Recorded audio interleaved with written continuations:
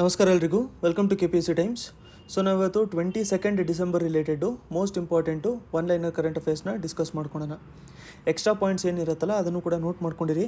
ಇವತ್ತಂತೂ ಸ್ವಲ್ಪ ಜಾಸ್ತಿನೇ ಇದ್ದಾವೆ. ಫಸ್ಟು ನಾವು ನೋಡ್ಕೋಬೇಕು ಅಂತಂದರೆ, ರೀಸೆಂಟಾಗಿ ಯುರೇನಿಯಂ ಕಂಟ್ಯಾಮಿನೇಷನು ತುಂಬಾ ಜಾಸ್ತಿ ಕಂಡುಹಿಡಿಯೋಕ್ಕೆ ಬಂತು, ಎಸ್ಪೆಷಲಿ ಕರ್ನಾಟಕದ ಗ್ರೌಂಡ್ ವಾಟ್ರಲ್ಲಿ.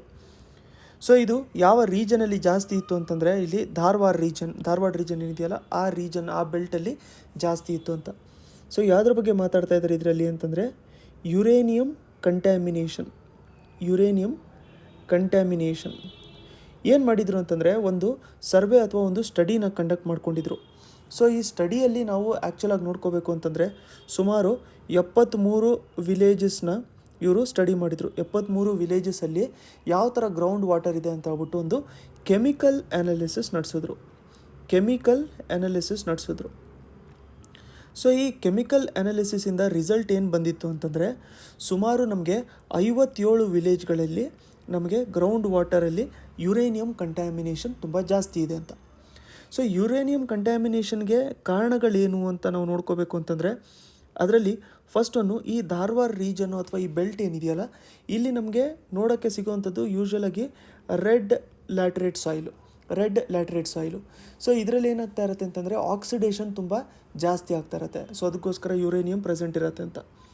ಸೆಕೆಂಡ್ ಒನ್ ನಾವು ನೋಡ್ಕೋಬೇಕು ಅಂತಂದರೆ, ಇಲ್ಲಿ ಇರುವಂಥ ನಮಗೆ ರಾಕ್ಸ್ಗಳೇನಿದಾವಲ್ಲ, ಇಲ್ಲಿ ಇರುವಂಥ ಕಲ್ಲುಗಳೆಲ್ಲ ಏನಿದಾವಲ್ಲ, ಅದರಲ್ಲಿ ಎಕ್ಸಾಂಪಲು ಜೆನೆಸಿಸ್ ಆಗಿರ್ಬೋದು ಅಥವಾ ನಮಗೆ ಗ್ರಾನೈಟೈಟ್ಸ್ ಆಗಿರ್ಬೋದು, ಇವುಗಳಲ್ಲಿ ಯುರೇನಿಯಮು ಮುಂಚೆಯಿಂದನೇ ಪ್ರೆಸೆಂಟ್ ಇರುತ್ತೆ. ಅದ್ರ ಜೊತೆ ಇಂಡಿಯಾದಲ್ಲಿ ನಾವು ನೋಡ್ಕೋಬೇಕು ಅಂತಂದರೆ, ಎಷ್ಟು ಲೆವೆಲ್ವರೆಗೂ ಕಂಟ್ಯಾಮಿನೇಷನು ಅಥವಾ ಎಷ್ಟು ಸೇಫು ಅಂತ ಹೇಳ್ಬಿಟ್ಟು ಯಾವುದು ನಮಗೆ ನೋಟಿಫೈ ಇನ್ನು ಗೌರ್ಮೆಂಟ್ ಆಫ್ ಇಂಡಿಯಾ ಅಂತೂ ಮಾಡಿಲ್ಲ ಇನ್ನು ಅದರ ರಿಲೇಟೆಡ್ಡು.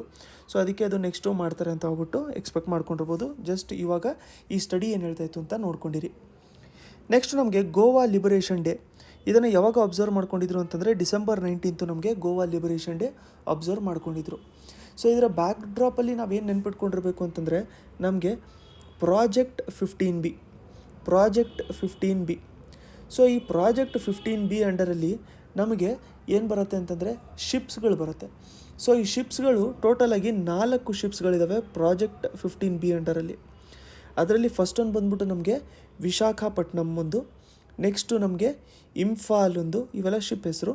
ನೆಕ್ಸ್ಟ್ ನಮಗೆ ಮಾರ್ಮಗೋವಾ, ಅದಾದಮೇಲೆ ನಾವು ನೋಡಬೇಕು ಅಂತಂದರೆ ಸೂರತ್. ಇದು ಬಂದ್ಬಿಟ್ಟು ನಮಗೆ ಬರುವಂಥದ್ದು ಪ್ರಾಜೆಕ್ಟ್ 15B ಅಂಡರಲ್ಲಿ. ಸೊ ಪ್ರಾಜೆಕ್ಟ್ 15B ಶಿಪ್ಸ್ ಏನು ಸ್ಪೆಷಾಲಿಟಿ ಅಂತಂದರೆ, ಅಡ್ವಾನ್ಸ್ಡ್ ಟೆಕ್ನಾಲಜಿನ ಇದರಲ್ಲಿ ಯೂಸ್ ಮಾಡ್ಕೊತಾ ಇರ್ತಾರೆ. ಅಡ್ವಾನ್ಸ್ ಟೆಕ್ನಾಲಜಿ, ಅದಾದಮೇಲೆ ಇಂಪ್ರೂವ್ಡ್ ಸರ್ವೈವಲಿಬಿಲಿಟಿ, ಅದಾದಮೇಲೆ ಸೀ ಕೀಪಿಂಗು, ಸ್ಟೆಲ್ತು, ಮ್ಯಾನ್ಯೂರಬಿಲಿಟಿ ಎಲ್ಲದೂ ಕೂಡ ತುಂಬ ಚೆನ್ನಾಗಿರುತ್ತೆ. ಇದರಲ್ಲಿ ಫಸ್ಟ್ ಒನ್ನು ಶಿಪ್ಪು ಡಿಪ್ಲಾಯ್ ಮಾಡ್ಕೊಂಡಿರೋವಂಥದ್ದು ನಮಗೆ ಪ್ರಾಜೆಕ್ಟ್ 15B ಕ್ಲಾಸಲ್ಲಿ ವಿಶಾಖಪಟ್ಟಣಮು ಇದನ್ನು ಫಸ್ಟು ಡಿಪ್ಲಾಯ್ ಮಾಡ್ಕೊಂಡಿದ್ದರು. ಸೊ ಇದನ್ನು ಫಸ್ಟು ಡಿಪ್ಲಾಯ್ ಮಾಡ್ಕೊಂಡಿದ್ದರು. ಸೆಕೆಂಡ್ ಶಿಪ್ ಬಂದ್ಬಿಟ್ಟು ನಮಗೆ ಮಾರ್ಮಗೋವಾ, ಇದನ್ನು ಡಿಪ್ಲಾಯ್ ಮಾಡ್ಕೊಂಡಿದ್ರು. ಇದನ್ನು ಲಾಂಚ್ ಮಾಡಿದ್ದು ನಮಗೆ ನಾವು ನೋಡ್ಕೋಬೇಕು ಅಂತಂದರೆ 2016 ಟೈಮಲ್ಲಿ ಲಾಂಚ್ ಮಾಡ್ಕೊತಾ ಇದ್ರು. ಬಟ್ ಅದರದ್ದು ಅಂಡರ್ ಟ್ರಯಲ್ಸ್ ಎಲ್ಲದು ಕೂಡ ನಡೀತಾ ಹೋಗ್ತಾ ಇತ್ತು.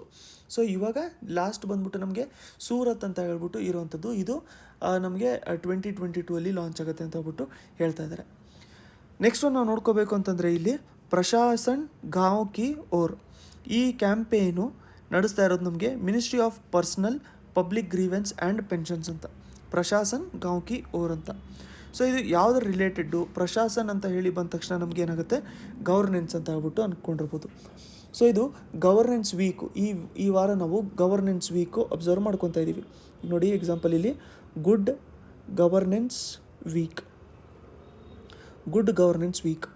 ಈಗ December 25 ಬಂದುಬಿಟ್ರೆ ನಮಗೆ ಕ್ರಿಸ್ಮಸ್ ಅಂತ ಹೇಳ್ಬಿಟ್ಟು ಗೊತ್ತಿರುತ್ತಲ್ಲ. ಸೊ ಈ ಟೈಮಲ್ಲಿ ನಮಗೆ ಅಟಲ್ ಬಿಹಾರಿ ವಾಜಪೇಯಿ ಅವರ ಬರ್ಡೇನೂ ಕೂಡ ಇರುತ್ತೆ. ಸೊ ಆ ದಿನ ನಾವು ಗುಡ್ ಗವರ್ನೆನ್ಸ್ ಡೇ ಅಂತಲೂ ಕೂಡ ಅಬ್ಸರ್ವ್ ಮಾಡ್ಕೊತಾ ಇರ್ತೀವಿ. ಸೊ ಈ ವೀಕ್ ಏನಿರುತ್ತಲ್ಲ ಕಂಪ್ಲೀಟಾಗಿ ಅದನ್ನು ನಾವು ಗುಡ್ ಗವರ್ನೆನ್ಸ್ ವೀಕ್ ಅಂತ ಹೇಳ್ಬಿಟ್ಟು ಆ ಕ್ಯಾಂಪೇನ್ ರನ್ ಮಾಡ್ತೀವಿ. ಅದರಲ್ಲಿ ಏನು ಮಾಡ್ತಾರೆ ಅಂತಂದರೆ, ಆ್ಯಕ್ಚುಲಾಗಿ ಗವರ್ನೆನ್ಸ್ನ ಇನ್ನೂ ಬೆಟರ್ ಮಾಡ್ಕೊಳ್ಳೋದಕ್ಕೆ ಏನೇನು ಸ್ಟೆಪ್ಸ್ ತೊಗೋಬೇಕು ಅದನ್ನು ಇದರಲ್ಲಿ ನೋಡ್ಕೊತಾ ಇರ್ತಾರೆ. ಅದರೊಳಗಡೆ ಪ್ರಶಾಸನ್ ಗಾಂವ್ ಕಿ ಓರ್, ಗಾಂವ್ ಅಂತಂದರೆ ನಮಗೆ ವಿಲೇಜ್. ಸೊ ಗುಡ್ ಗವರ್ನೆನ್ಸು ವಿಲೇಜಸ್ಗೂ ಕೂಡ ತಲುಪಬೇಕು ಅಂತ ಹೇಳ್ಬಿಟ್ಟು ಇದನ್ನು ಒಂದು ಕ್ಯಾಂಪೇನು ನಡೆಸ್ತಾ ಇರೋವಂಥದ್ದು. ಈ ಕ್ಯಾಂಪೇನ್ ಅಂಡರಲ್ಲಿ ಏನು ಮಾಡ್ತಾರೆ ಅಂತಂದರೆ, ಪ್ರತಿ ಡಿಸ್ಟ್ರಿಕ್ಟ್ ಕಲೆಕ್ಟರ್ ಏನಿರ್ತಾರಲ್ಲ, ಆ ಡಿಸ್ಟ್ರಿಕ್ಟ್ ಕಲೆಕ್ಟರು ಅವರ ಡಿಸ್ಟ್ರಿಕ್ಟಲ್ಲಿ ನಡೆದಿರುವಂಥದ್ದು ಒಂದು ಸಕ್ಸಸ್ಫುಲ್ ಗುಡ್ ಗವರ್ನೆನ್ಸ್ ಪ್ರಾಕ್ಟೀಸು ಅದನ್ನು ಪ್ರೆಸೆಂಟ್ ಮಾಡ್ತಾರೆ. ಅದ್ರ ಜೊತೆಗೆ ಏನಾದರೂ ಪ್ರಾಬ್ಲಮ್ ಆಗಿದ್ದಿದ್ರೆ ಗ್ರೀವೆನ್ಸ್ ಇರುತ್ತಲ್ಲ, ಏನಾದರೂ ಪ್ರಾಬ್ಲಮ್ ಇರುತ್ತಲ್ಲ, ಈ ಗ್ರೀವೆನ್ಸ್ನ ಯಾವ ಥರ ಅವರು ಅಡ್ರೆಸ್ ಮಾಡ್ಕೊಂಡಿದ್ದಾರೆ ಆ ಥರದ್ದೊಂದು ಅವರು ವೆಬ್ಸೈಟಲ್ಲಿ ಪ್ರೆಸೆಂಟ್ ಮಾಡ್ಕೊಂಡಿರ್ತಾರೆ. ಸೊ ಈ ಥರ ನಮಗೆ ಪ್ರತಿಯೊಂದು ಡಿಸ್ಟ್ರಿಕ್ಟಲ್ಲೂ ಕೂಡ ಒಂದು ಚೆನ್ನಾಗಿರುವಂಥ ಗವರ್ನೆನ್ಸ್ ಪ್ರಾಕ್ಟೀಸು, ಅದಾದಮೇಲೆ ಅಡ್ರೆಸ್ ಮಾಡ್ಕೊಂಡಿರುವಂಥ ಪಬ್ಲಿಕ್ ಪ್ರಾಬ್ಲಮ್ನ ಹೇಳ್ತಾ ಇದ್ದರೆ ಬೆಸ್ಟ್ ಪ್ರಾಕ್ಟೀಸಸ್ಸು ನಮಗೆ ಅಡಾಪ್ಟ್ ಮಾಡ್ಕೊಳ್ಳೋದಕ್ಕೆ ಇನ್ನೂ ಈಸಿ ಆಗ್ತಾ ಇರುತ್ತೆ. ಸೊ ಇದನ್ನು ನಮಗೆ ಮಿನಿಸ್ಟ್ರಿ ಆಫ್ ಪರ್ಸನಲ್ ನಡೆಸ್ತಾ ಇರೋವಂಥದ್ದು, Ministry of Personnel Public Grievances and Pensions ಇವರು ಇದನ್ನು ನಡೆಸ್ತಾ ಇರೋವಂಥದ್ದು. ನೆಕ್ಸ್ಟ್ ನಾವು ನೋಡ್ಕೋಬೇಕು ಅಂತಂದರೆ ಇದು ಎನ್ವೈರ್ಮೆಂಟ್ ರಿಲೇಟೆಡ್ ಇದೆ. ಇದೇನು ಹೇಳ್ತಿದೆ ಅಂತಂದರೆ ನಮಗೆ IUCN ಸ್ಟೇಟಸ್ಸು ಲೆಸರ್ ಫ್ಲೋರಿಕಾನಿಂದು ಇದು ಬಂದ್ಬಿಟ್ಟು ಕ್ರಿಟಿಕಲಿ ಎಂಡೇಂಜರ್ಡು. ಸೊ ರೀಸೆಂಟಾಗಿ 5 ಬರ್ಡ್ ಸ್ಪೀಸೀಸ್ಗಳ ಸ್ಟೇಟಸ್ನ ಚೇಂಜ್ ಮಾಡ್ಕೊಂಡಿದ್ದಾರೆ. ಸೊ 5 ಬರ್ಡ್ ಸ್ಪೀಸೀಸ್ನ ಸ್ಟೇಟಸ್ನ ಚೇಂಜ್ ಮಾಡ್ಕೊಂಡಿದ್ದಾರೆ IUCN ಕಡೆಯಿಂದ. ಅದರಲ್ಲಿ ಫಸ್ಟ್ ಬರ್ಡ್ ಬಂದ್ಬಿಟ್ಟು ನಮಗೆ ಫಿನ್ಸ್ ವೀವರ್ ಅಂತ, ಇವನ್ನೆಲ್ಲನೂ ಬರ್ಕೊಂಡಿರಿ, ಮೋಸ್ಟ್ ಇಂಪಾರ್ಟೆಂಟ್ ಇದು ಫಿನ್ಸ್ ವೀವರ್ ಅಂತ. ಇದು ಬಿಫೋರ್ ಅಂತ ಈ ಕಡೆ ಬರೆದಿರ್ತೀನಿ ನಾನು, ಇವಾಗ ಪ್ರೆಸೆಂಟ್ ಏನಕ್ಕೆ ಚೇಂಜ್ ಮಾಡಿದ್ದಾರೆ ಅಂತ ಹೇಳ್ಬಿಟ್ಟು ನಮ್ಗೆ ಗೊತ್ತಾಗುತ್ತೆ. ಮುಂಚೆ ಇದು ವಲ್ನರೇಬಲ್ ಆಗಿತ್ತು, ಅಂದರೆ ಸ್ವಲ್ಪ ಅದರ ಪಾಪ್ಯುಲೇಷನ್ ಚೆನ್ನಾಗಿತ್ತು, ಬಟ್ ಇವಾಗ ಅದನ್ನು ಪ್ರೊಟೆಕ್ಟ್ ಮಾಡ್ಕೊಳ್ಳಿಲ್ದಂಗೆ ಅದು ಎಂಡೇಂಜರ್ಡ್ ಆಗಿದೆ. ಇವಾಗ ಎಂಡೇಂಜರ್ಡ್ ಆಗಿದೆ ಯಾವುದು? Fins Weaver. ಸೆಕೆಂಡ್ ನಾವು ನೋಡ್ಕೋಬೇಕು ಅಂತಂದರೆ ನಮಗೆ ಲೆಸರ್ ಫ್ಲಾರಿಕಾನ್. ಇದು ಮುಂಚೆ ನಾವು ನೋಡ್ಕೋಬೇಕು ಅಂತಂದರೆ ಎಂಡೇಂಜರ್ಡ್ ಆಗಿತ್ತು, ಅದಾದಮೇಲೂ ಕೂಡ ಪ್ರೊಟೆಕ್ಷನ್ ನೀಟಾಗಿ ಆಗಲಿಲ್ದಂಗೆ ಇವಾಗ ಕ್ರಿಟಿಕಲಿ ಎಂಡೇಂಜರ್ಡ್ ಆಗೋಗ್ಬಿಟ್ಟಿದೆ. ನೆಕ್ಸ್ಟ್ ನಾವು ನೋಡ್ಕೋಬೇಕು ಅಂತಂದರೆ ಇಲ್ಲಿ ನಿಕೋಬಾರ್ ಇಂಪೆರಿಯಲ್ ಪಿಜನ್ ಇದು ಬಂದ್ಬಿಟ್ಟು ಮುಂಚೆ ಲೀಸ್ಟ್ ಕನ್ಸರ್ನ್ ಅಂತಂದರೆ ಆ ಪಾಪ್ಯುಲೇಷನ್ಗೆ ಏನೂ ಥ್ರೆಟ್ ಇಲ್ಲ ಅಂತ, ಇವಾಗ ನಿಯರ್ಲಿ ಥ್ರೆಟನ್ಡ್ ಆಗಿದೆ. ನೆಕ್ಸ್ಟ್ ನಮಗೆ ವಲ್ನರೇಬಲು, ಎಂಡೇಂಜರ್ಡು, ಕ್ರಿಟಿಕಲಿ ಎಂಡೇಂಜರ್ಡು, ಎಕ್ಸ್ಟಿಂಕ್ಟ್ ಆಗೋಗ್ಬಿಡುತ್ತೆ. ನೆಕ್ಸ್ಟ್ ನಾವು ನೋಡ್ಕೋಬೇಕು ಅಂತಂದರೆ ಗ್ರೀನ್ ಇಂಪೆರಿಯಲ್ ಪಿಜನ್ ಇದನ್ನು ನಾವು ನೋಡ್ಕೋಬೇಕು. ಮುಂಚೆ ಅಂತಂದರೆ ಇದು ಲೀಸ್ಟ್ ಕನ್ಸರ್ನ್ ಇತ್ತು, ಇವಾಗ ಇದು ಕೂಡ ನಿಯರ್ಲಿ ಥ್ರೆಟನ್ಡ್ ಆಗೋಗ್ಬಿಟ್ಟಿದೆ. ಲಾಸ್ಟ್ ನಾವು ನೋಡ್ಕೋಬೇಕು ಅಂತಂದರೆ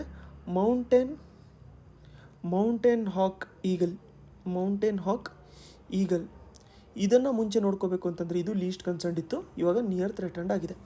ಇದು ಅಕಸ್ಮಾತ್ ಏನಾದರೂ ಕಂಟಿನ್ಯೂ ಆಗ್ತಾ ಹೋದರೆ ನಿಯರ್ ಥ್ರೆಟನ್ಡು, ಇವಾಗಲೂ ಕೂಡ ಅದಕ್ಕೆ ಪ್ರೊಟೆಕ್ಷನ್ ನೀಟಾಗಿ ಪ್ರೊವೈಡ್ ಮಾಡಿರಲಿಲ್ಲ, ಇರೋವಂಥದ್ದು ಏನು ಥ್ರೆಟನ್ಸ್ ಇರುತ್ತೆ, ಅದಕ್ಕೆ ಥ್ರೆಟ್ ಏನೇನಿರುತ್ತೆ ಅದಕ್ಕೆ ಆ ಎಲ್ಲ ಥ್ರೆಟನ್ನು ಕೂಡ ನಾವು ಸಾಲ್ವ್ ಮಾಡಲಿಲ್ಲ ಅಂತಂದರೆ ನೆಕ್ಸ್ಟು ಇನ್ನೂ ಕ್ರಿಟಿಕಲ್ ಆಗ್ತಾ ಹೋಗುತ್ತೆ, ಅದಾದಮೇಲೆ ಸ್ಪೀಶೀಸು ಎಕ್ಸ್ಟಿಂಕ್ಟ್ ಆಗ್ತಾ ಹೋಗುತ್ತೆ.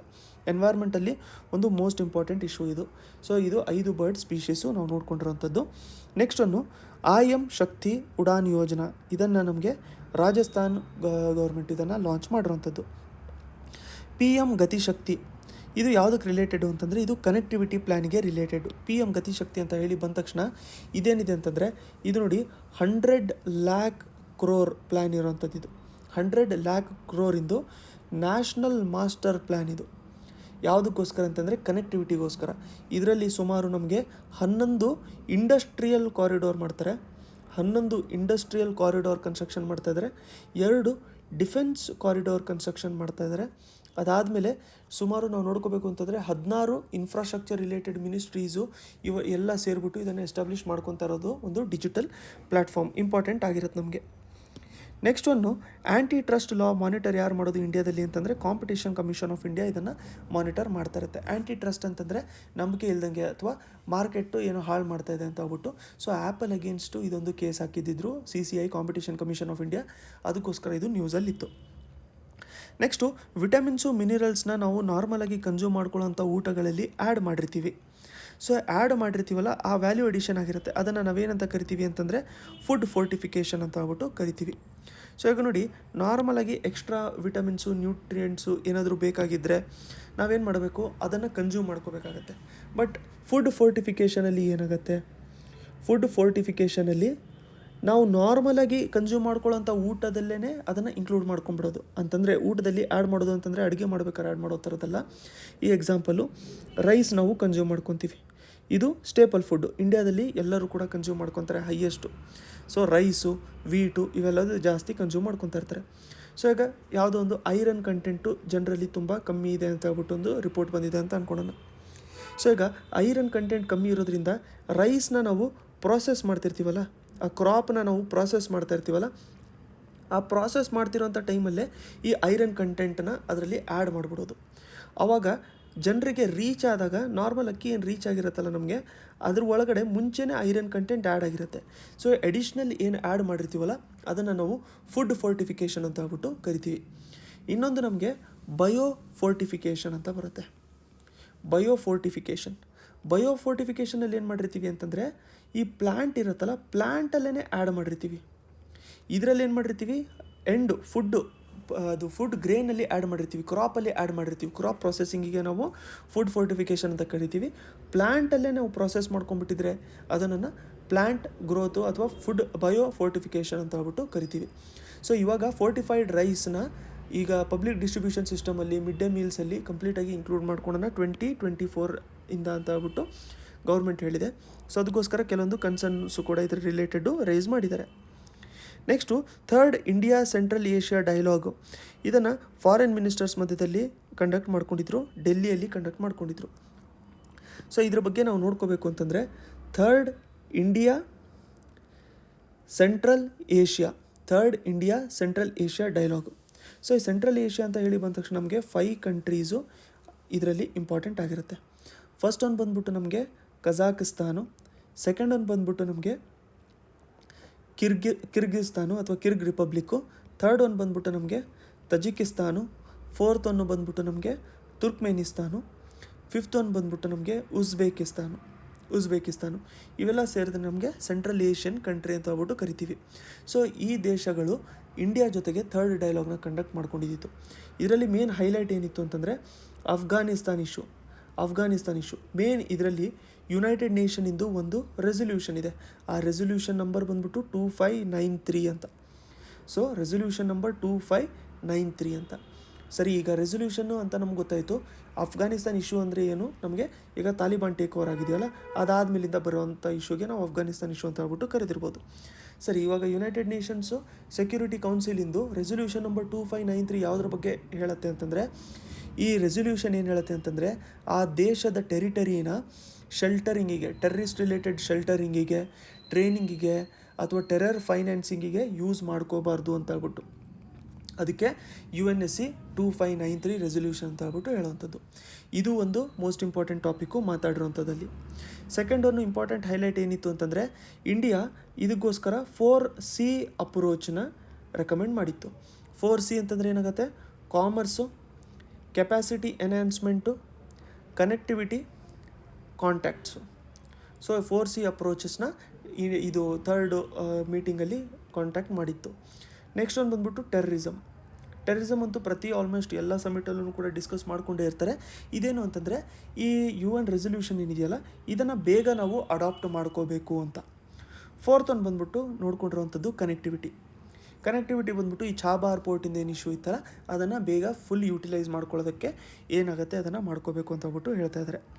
ನೆಕ್ಸ್ಟ್ ಒಂದು ಹೈಪರ್ಸಾನಿಕ್ ಸ್ಪೀಡ್ ಅಂತಂದರೆ ಮ್ಯಾಕ್ 5 ಆಗುತ್ತೆ, ಅಥವಾ 1.6 km/s.